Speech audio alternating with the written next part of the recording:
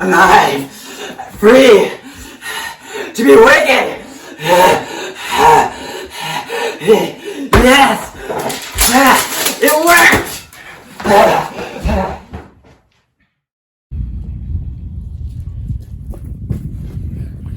You must pay compensation for this to this girl for the trouble you have caused her and her family. What is your name? Hyde, name your figure. 100 pounds.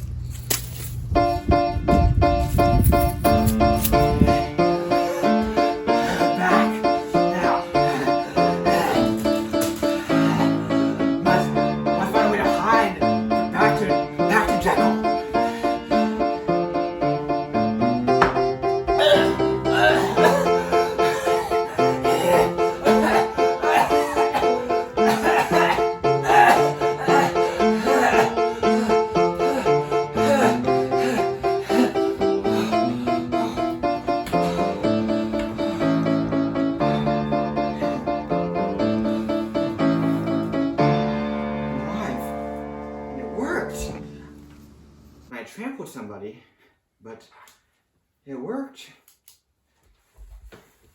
Know what the secret ingredient is now. And now, must also, if I would ever not be able to be Jekyll and be Hyde, must be a way so I can still have all my stuff. I, Dr. Henry Jekyll, give all my belongings to Mr. Edward Hyde if I should ever die or disappear.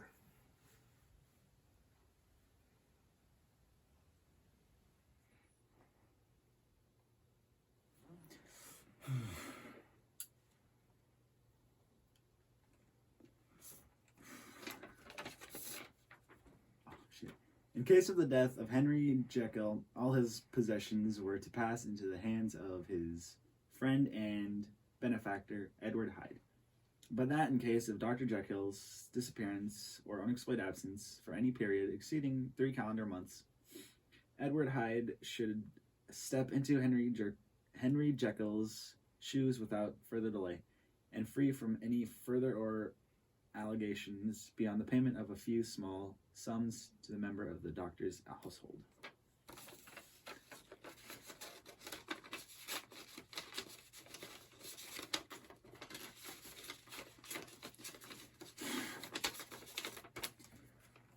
Pure madness. Hey! I suppose, Lanyon, you and I must be the two oldest friends that Henry Jekyll has. I suppose we are. What about it? I see him rarely now. Indeed, I thought you had a bond of common interest. We had, but it's more than 10 years since Henry became too full for me. He began to go wrong in his mind and thought, of course, I continue to take an interest in him for an old time's sake, you might say, and I have seen a devilish little of the man, such unscientific bladders. Yeah. Did you ever come across a friend of his named Hyde? Hyde? No, never heard of him since my time. Goodbye.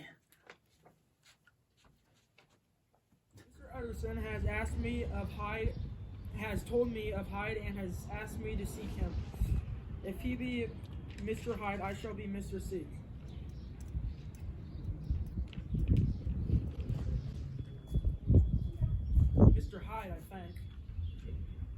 That's my name. What do you want? I am an old friend of Dr. Jekyll's and Sir Danvers. You must have heard of my name and readings you so conveniently. I thought you might admit me. Do not find Dr. Jekyll. He is not home. How do you know me? Oh, your side, will you do me a favor? With pleasure. What will it be? Will you let me see your face? Oh man, you're creepy. Now I shall know you again. It may be useful. Yes. It's good that we have met. You should have my address. 3 seconds note.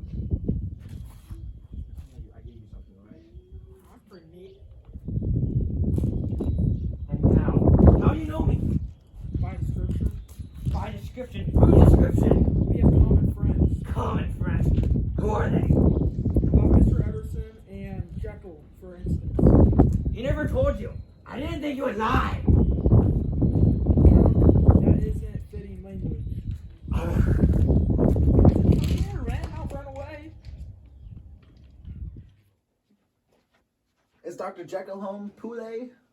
No, Dr. Jekyll has gone out. But I saw Mr. Hyde go in the laboratory door not too long ago. When Dr. Jekyll is not home.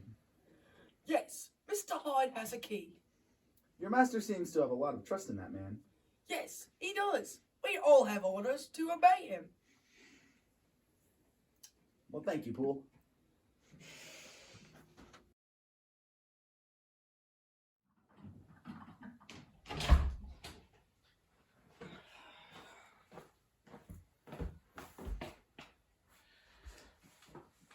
I never saw a man so upset as you were.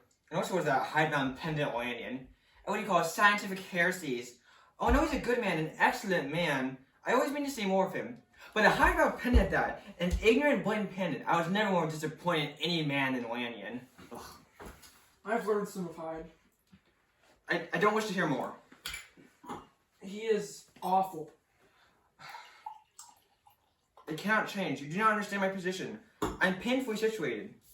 My position is very strange. Very strange. It cannot be amended by talking. I can be trusted. You're a very good man, Carew. This is very good of you. I cannot find words to thank you. I believe in you fully. I trust you over any man.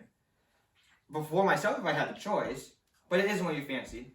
And it's not so bad And just to put your good heart at rest, I'll tell you one thing.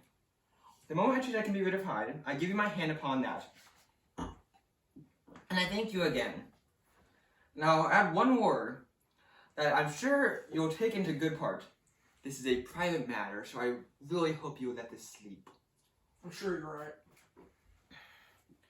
But since we've touched upon this for the last time, there is one point I'd like you to understand.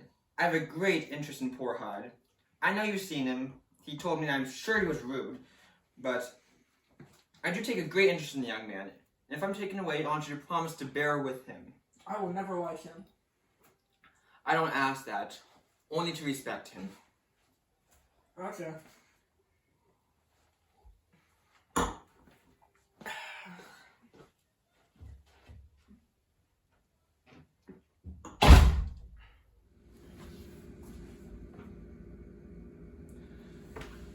had fun last time. Never gonna have too much of a good thing. As long as I have this drug, you never know what's possible.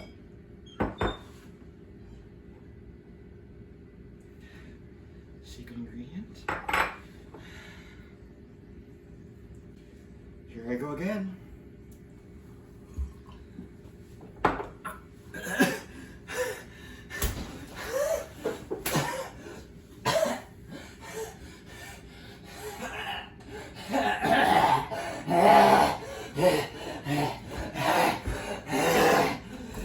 Breathe again.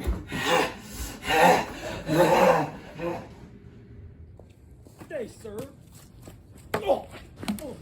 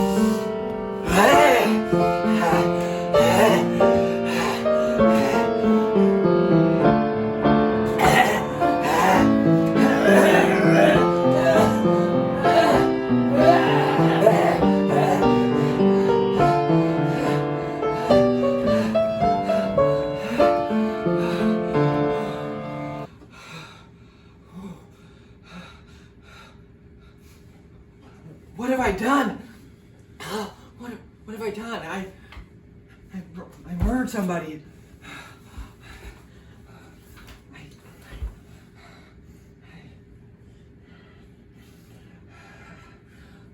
Fun's one thing. Murderous is another. I can't. Oh my gosh. Lord, forgive me. Please.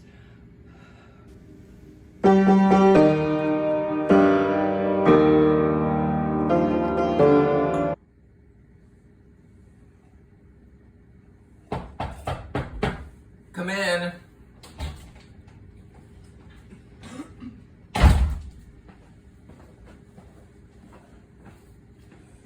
Have you heard the news?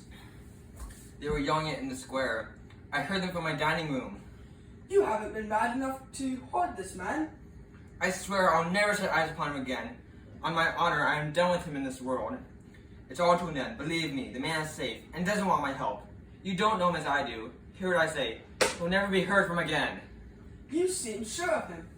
And for your sake, I hope you may be robbed. Oh, yes, I'm sure he's gone. Why I'm sure I cannot tell anyone.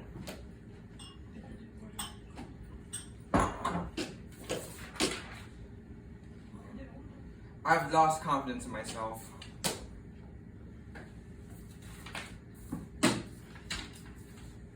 Tell me one thing. It was Hyde who dictated the terms in your will about your disappearance, wasn't it?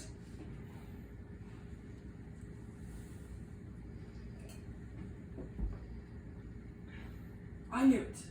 He meant to murder you. But you had a narrow escape. Sir.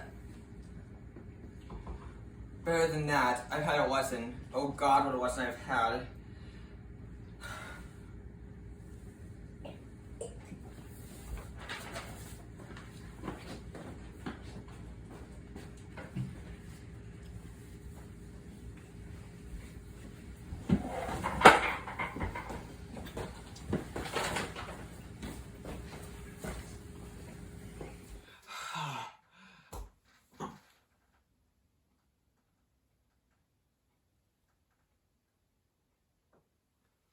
Poole! I decided to be completely reclusive from now on. I'll leave notes on the door and like stuff for that so you can, if I ever need something, but don't bother me ever again. Please. And thank you. Bye-bye.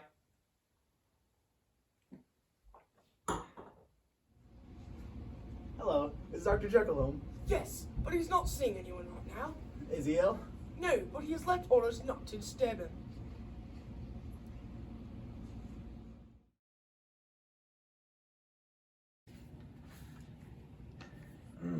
I've had a shock from which I'll never recover. I used to enjoy life. Now I think that we knew all we would be glad to die. Jekyll is ill too. Mentally, that is. Have you seen him? I wish to hear and see no more of Henry. I regard him as dead, that worthless idiot. Come now, Lanyon. We three are old friends. We shall not live long enough to make new ones. Nothing can be done. Ask Henry for yourself. He won't see me.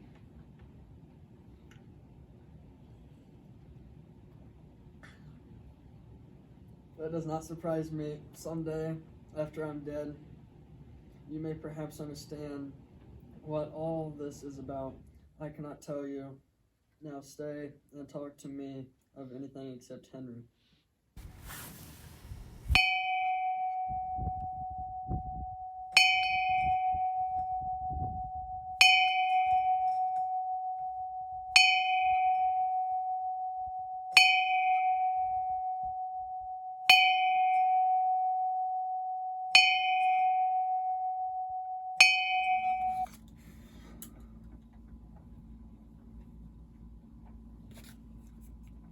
Private, for the eyes of G.F. Utterson alone, to be opened upon after the death of H. Lanyon.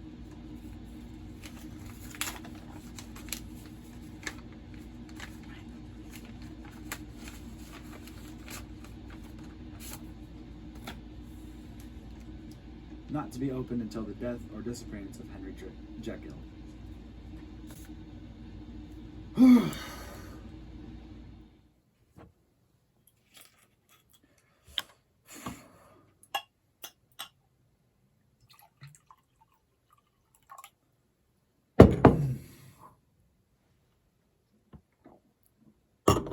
Something about this doesn't seem quite right. Please listen. Follow me. Make no noise. But listen, if Dr. Jekyll does not want to see you, don't go in.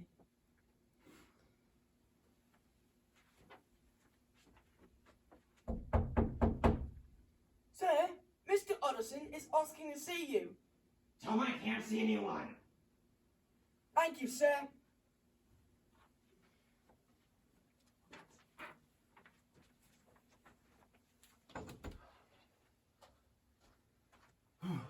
That voice, his voice, it's changed. It sounded like Hyde.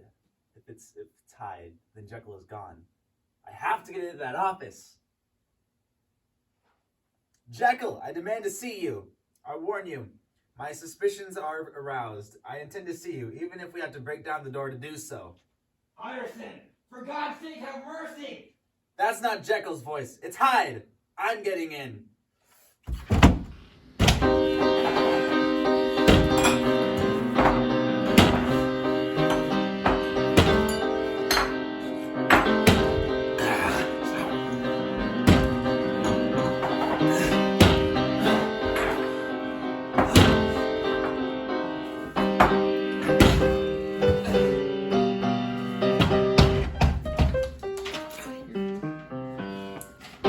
I was right. It's Mr. Hyde. And he's dead. Suicide. I have come too late to save him or punish him. The only thing we can do is find the body of Jekyll.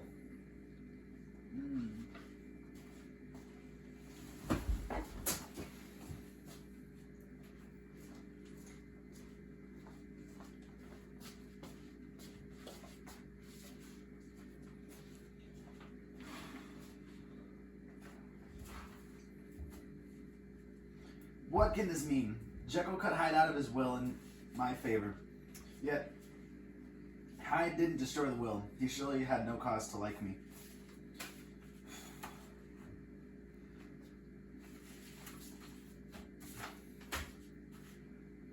Dr. Jekyll was alive and in this room today. Hyde couldn't have disposed of him so quickly. He must be alive and in hiding. Why should he hide?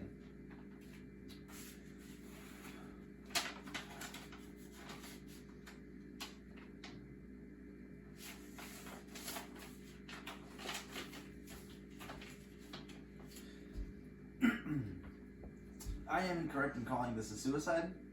We must proceed carefully to not involve the doctor in the disaster. Listen to what he writes.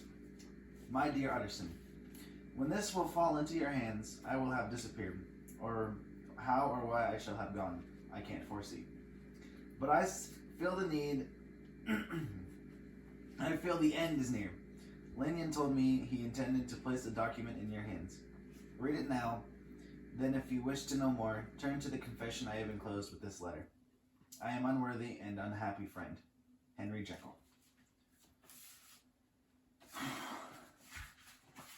I am going home where I can read this document in quiet. But first, I'll read Dr. Lanyon's letter, which is in my safe. Whether Dr. Jekyll is hiding in or dead, we can at least try to save his reputation. I'll send more for the police when I return.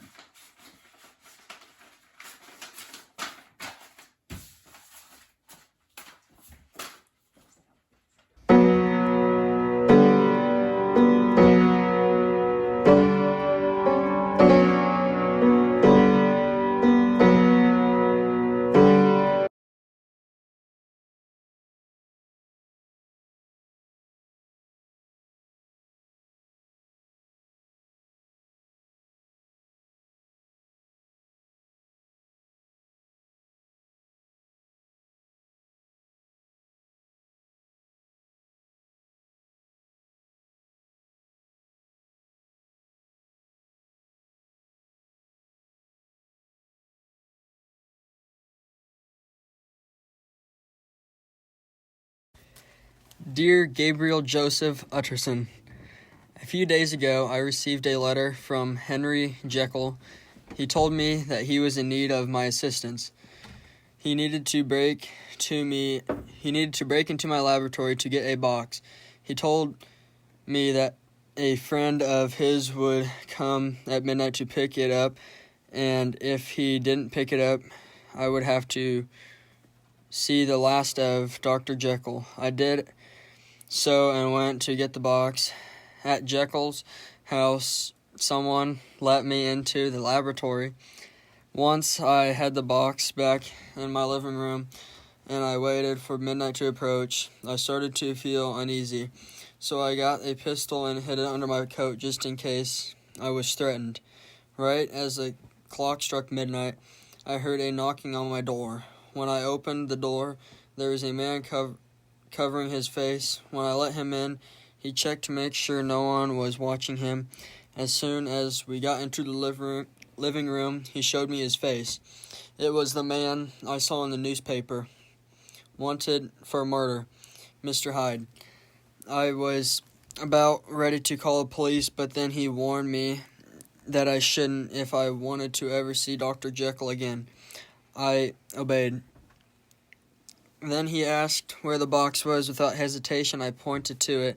He ran over and mixed different powders and liquids together. As he held it up to his lips, he asked, "Do you really want to see this?" I responded by saying that I was already this involved. I might as well.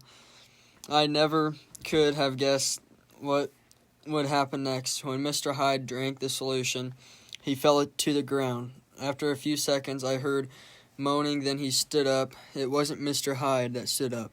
It was Henry Jekyll. I couldn't believe it, and even now, I don't want to believe it. This was such an awful experience for me. I believe I will never recover from it. I felt weak just writing this letter.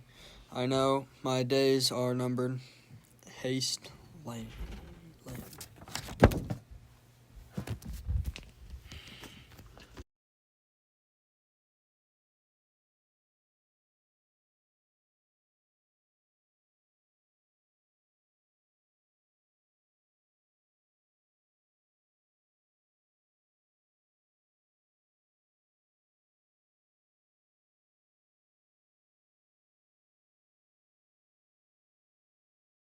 The Confession of Henry Jekyll. I was born to a wealthy family, so I was able to do pretty much everything I wanted to do in life. I found an interest in science, medicine, and helping my fellow men. As a scientist, I became obsessed with separating the two parts of a human, good and evil. I worked on that constantly. Then, through much math and study of the elements, I came up with a formula to split the two halves of myself. The mixture has many ingredients, opium being one of them. I was worried that the solution would kill me, but I was determined to see if it worked. Once I took the formula, I transformed into Mr. Hyde. As Hyde, I could do anything I wanted. I bought Hyde a house, and I also set up a bank account for my alter ego. I told my servants to listen to Hyde as they do me. When I was Hyde, I could be wild. I loved to cause issues and chaos. But when I was Jekyll, I had to live with the guilt that I had done, until I convinced myself that Hyde was not Jekyll. Hyde still had consequences for his actions. Once, he trampled a little girl and had to pay £100 to not get in trouble. As time went on, it became harder to control Hyde. He went and murdered Sir Danvers Carew. Hyde was delighted by the crime the entire time. When I was back at my house and changed back to Jekyll, I knew I could never change into Hyde again, for I was now wanted by law. I felt horrible, since I knew Sir Danvers, and my experiment killed him. I then hated my horrible twin. I admit that Jekyll longed for Hyde, but I wouldn't let him out. But finally he overpowered me as I sat on a park bench. A shudder shook my body, and then I saw I was Hyde. My reason wavered. Then Hyde always was shrewd and ready to dare, took command where Jekyll might have given up. I had to reach my drugs, but I knew my own servants would recognize Hyde and turn me over to the police. I needed help. I decided on Lanyon. I wrote a letter telling him to break into my laboratory and get my drugs. Near midnight, I set out to Lanyon's house. Lanyon did not fail me. He had the ingredients I needed, but his horror of me and what I had done added to my growing guilt. Then back into Jekyll's house and safe again in my own room, I gave thanks, but as I was crossing the courtyard after breakfast, I had the same shudder I had felt in the park when it came over me. I had to take double doses just to get back to Jekyll. Now, Hyde takes over whenever he wants to. I've confined myself to my laboratory, not wanting to turn to Hyde outside. During my last few hours that I am still able to be Jekyll, I am writing this confession.